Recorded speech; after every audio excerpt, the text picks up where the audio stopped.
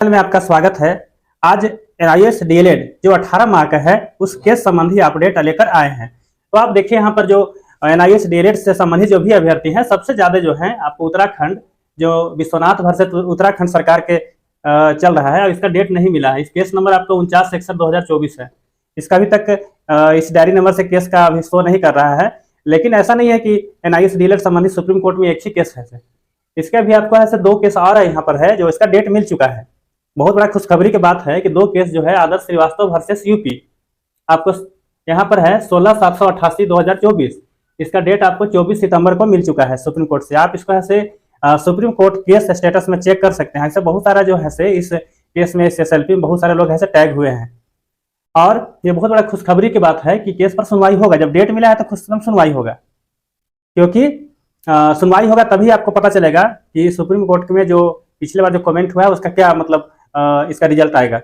और दूसरा चीज यहाँ पर है, यहीं पर आपको समाप्त नहीं होता है। समाप्त यहाँ देखिए आगे, यहाँ पर कौशिक दास वर्सेस वेस्ट बंगाल, यहाँ भी आपको एनआईएस डीएलएड जो 18 माह का है उसका मामला यहाँ भी चल रहा है। उसका केस नंबर आपका है 35/001//, आपको 2024। ये तो ईयर रहता है, तो आपको यहाँ पर जो है एक केस नंबर है, बल्कि डायरी नंबर इसको बोले। डायरी नंबर से आप सर्च करके ये सारा चीज आप देख सकते हैं। इसको सारा जिसमें केस में जब भी आप सुप्रीम कोर्ट का जो मामला है इसमें केस नंबर से आप पूरा सारा चीज को देख सकते हैं क्या इसका है सो।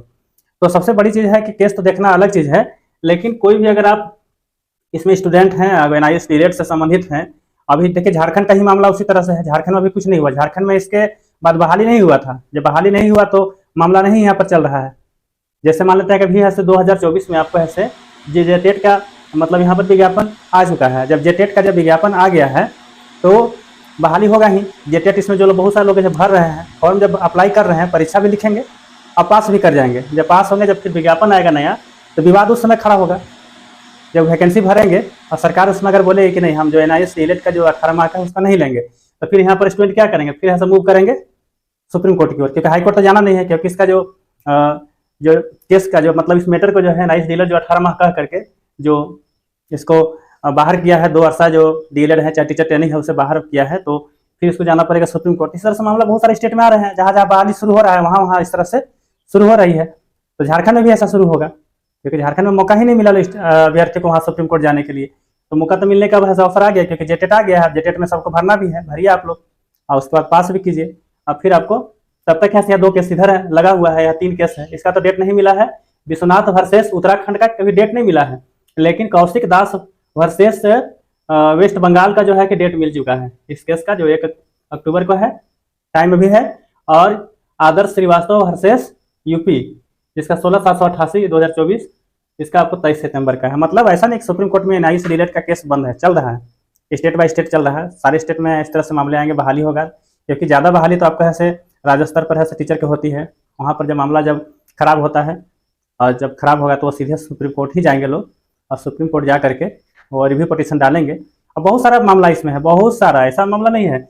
बहुत सारे लोग पहले से जॉब कर रहे थे, वो ऐसे टीचर ट्रेनिंग नहीं किए थे। अब टीचर ट्रेनिंग नहीं किए थे तो उसमें एनआईएस डीएलएड करना पड़ गया, क्योंकि आपको राइट टू एजुकेशन जब आ गया तो मार्च 2019 तक सबको ऐसे ट्रेंड हो जाना था।